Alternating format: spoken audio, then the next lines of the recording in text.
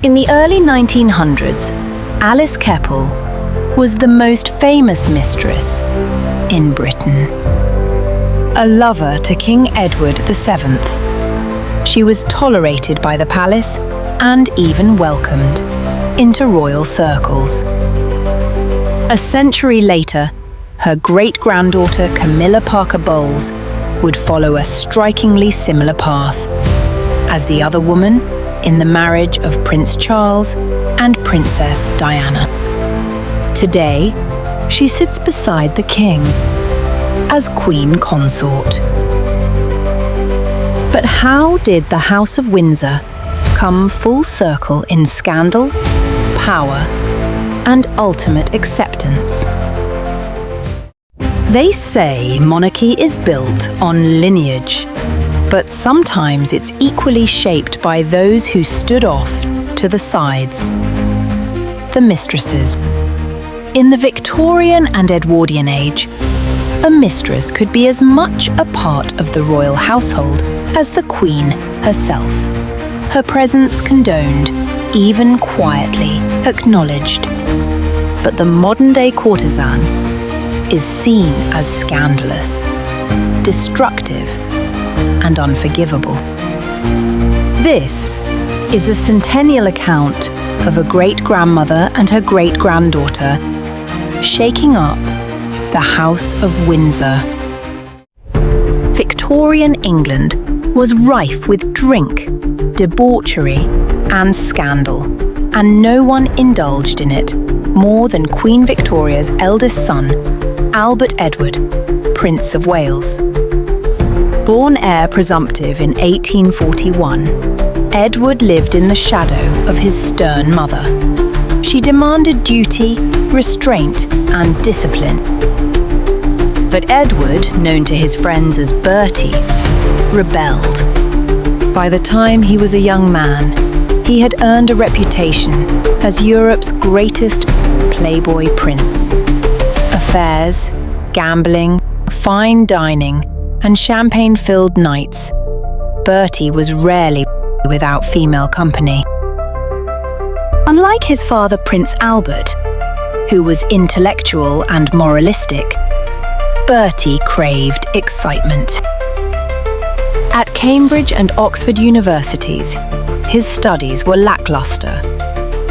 What caught his interest were elaborate hunts, racing, lavish society parties, and women. In fact, his first major scandal erupted in 1861, while he was still a young man in the army. He was introduced to Nellie Clifton, an actress with whom he began an affair. News of this liaison reached Queen Victoria, and she was petrified. For her, this was not merely youthful folly. She blamed Bertie's moral weakness for the untimely death of Prince Albert, who had confronted his son about Nellie shortly before falling fatally ill. From that point onward, the 1861 royal tempest cemented Bertie's reputation as a playboy prince. Throughout his bachelor years, he was linked to a dizzying list of women, from actresses, aristocrats, and society beauties. Names like Lily Langtry, the Jersey Lily, Daisy, Countess of Warwick, Lady Susan Vane Tempest, among others. Altogether, historians suggest he had up to 55 liaisons during and after marriage. His name circulated in gossip columns, and he often found himself at the centre of scandalous whispers that Queen Victoria could barely contain. This was the man who would one day be king. And as monarchy demands appearances, on September 9th, 1862, Bertie was formally betrothed to Princess Alexandra of Denmark, a shy but dignified royal beauty. They married on March 10th, 1863, at St. George's Chapel in Windsor Castle. Here lies a curious irony. At the time of his marriage, Bertie's future mistress, Alice Keppel, had not been born yet. But marriage did not cure his playboy instincts. He sought thrills in Paris, Monte Carlo, and at lavish country house parties. And his wife tolerated his behavior largely because she had no choice. Divorce was unthinkable for royalty, and her role was to produce heirs, preserve peace, and remain a dignified consort.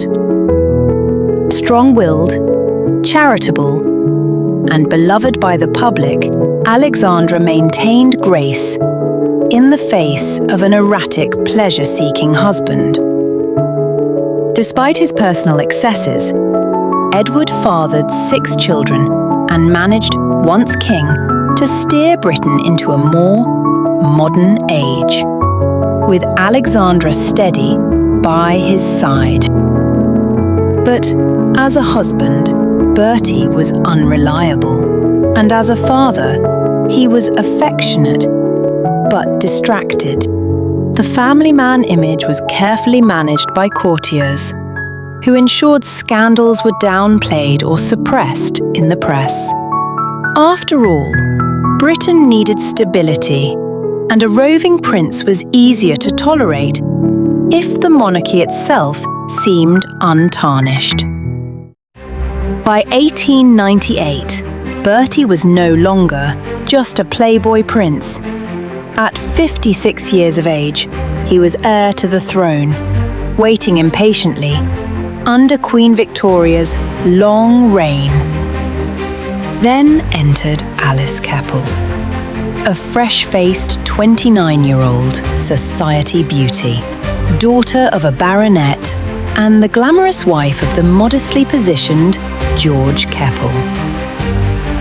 Edward was smitten at first sight.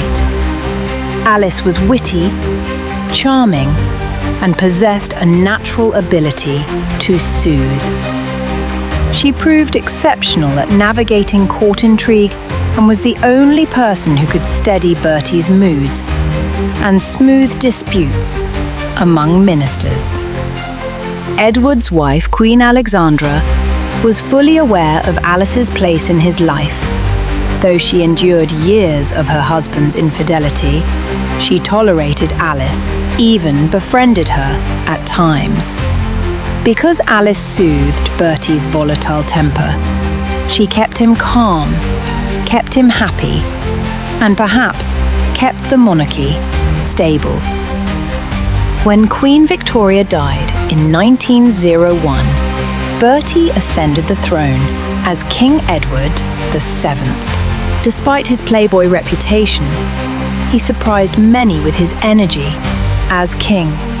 He modernized the monarchy, became a master of diplomacy, earning the nickname Peacemaker, and presided over the glittering Edwardian age. Through it all, Alice remained central in his life. Now, more than a mistress, she was a confidant, emotional anchor, and political whisperer. Her charm was both visual and tactical. She hosted dinners, advised on foreign policy, and built bridges between the king and his government. But was it scandalous for a married woman to openly be the mistress of a king? Yes and no.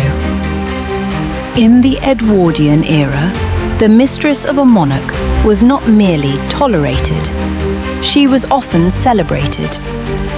Alice was welcomed in society, acknowledged at court, and treated with respect. Unthinkable today. She advised Edward and even maintained a cordial relationship with Queen Alexandra. Alice's husband turned a blind eye, as it was understood that royal mistresses came with certain advantages. Financially, the relationship elevated Alice's status, Edward arranged discreet endowments, invested for her, secured a high-paying position for her husband, and upraised her family. As a result, she stayed by his side at key moments, her influence discreet but constant. In 1910, as Edward's health declined, Alice rushed to his bedside, summoned by the dying monarch himself, and she reportedly begged him to stay, a mistress, to the very end. But once his consciousness faded, Queen Alexandra ordered her removal. Alice's tearful outburst at the king's deathbed became the last public scene of that era. The Keppels fled Britain after the king's death, settling in Italy until their deaths in 1947. Alice Keppel's story might have remained just a fascinating footnote in royal history, if not for a twist of fate. Through her younger daughter, Sonia Cubitt, we arrive at Camilla Rosemary Shand. Born in 1947 to Rosalind Cubitt and Bruce Shand, Camilla grew up largely privileged, fox hunting, garden parties, and boarding schools. She was witty, fun-loving, and utterly at ease in elite circles. Her lineage tipped into the upper echelons of British life. Not aristocratic royalty, but comfortably connected. According to biographers, from childhood, Camilla would boast, "My great-grandmother was the mistress of the king. We're practically royalty." By the late 1960s, Camilla had been dating Andrew Parker Bowles, a charming army officer. Their relationship, however, dragged along, on and off. And by early 1970s, she crossed paths with a young Prince Charles, setting the stage for what would become her chaotic, romantic life. She moved between Andrew and Charles, even as Andrew himself had dalliances with Camilla's friends. Their courtship flourished amid polo matches at Windsor Great Park, weekend retreats at Broadlands, and evenings at Annabelle's nightclub. Charles, enamoured, wrote passionate letters to his darling Camilla. But family and advisors deemed her unsuitable, too experienced, not aristocratic enough, and crucially, not a virgin. He was urged, some say pressured, to end it. Then he joined the Royal Navy in early 1973, leaving Camilla behind. While he was at sea, Camilla was encouraged by her parents, and perhaps by convention, to settle. And so she married Andrew Parker Bowles that same year. When Charles received the news, he was reportedly devastated, describing the relationship as blissful, peaceful, and mutually happy, a wound that cut deep. Still, Edwardian secrecy gave way to modern complexity, and history repeated itself. Though married, Camilla remained close to Charles. They continued to meet discreetly over the years, weekend retreats, letters, and late-night calls. Fatefully, the institution guided Charles toward a young, innocent bride, Lady Diana Spencer. And he married her in what looked like a fairy tale. But his heart remained tethered elsewhere. Diana, vibrant and beloved, entered a union already strained. She reportedly referred to Camilla as the Rottweiler, a rivaling presence. Even marriage did not sever Charles and Camilla's bond. Their intimacy continued in secret until the 1989 phone call was recorded and leaked. The infamous Camilla Gate tapes exposed their level of intimacy and revealed Charles's longing. God, I just wish I could live in your trousers. The fallout was immediate and relentless. Camilla became the household symbol of marital betrayal, and Diana's anguish played on every headline. By 1992, Charles and Diana separated, and Camilla's marriage ended in divorce in 1995. A year later, Charles and Diana followed suit. The monarchy fragmented. Then tragedy struck when Diana died in a car crash in Paris. Public anger turned towards Charles and Camilla.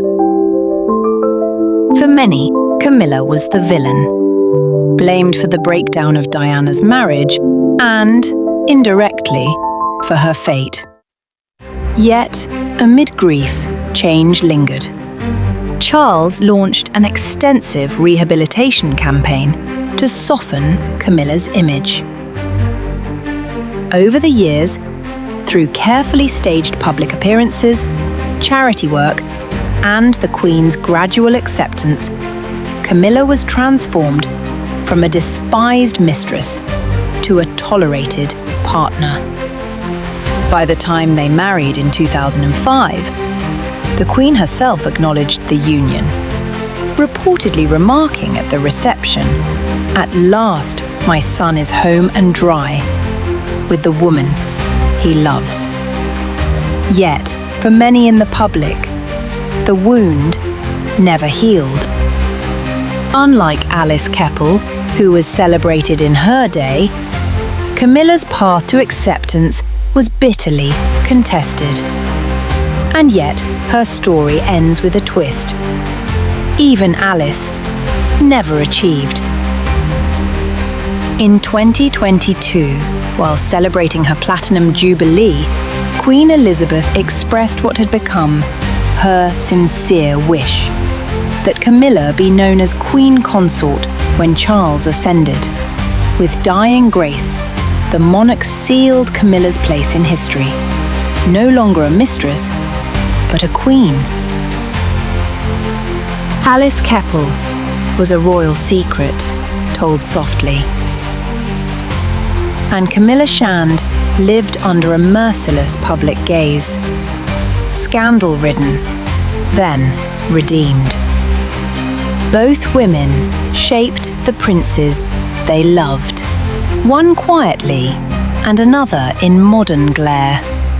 Ultimately, they proved that the monarchy is as much upheld by those behind decorum as those who wear the crown.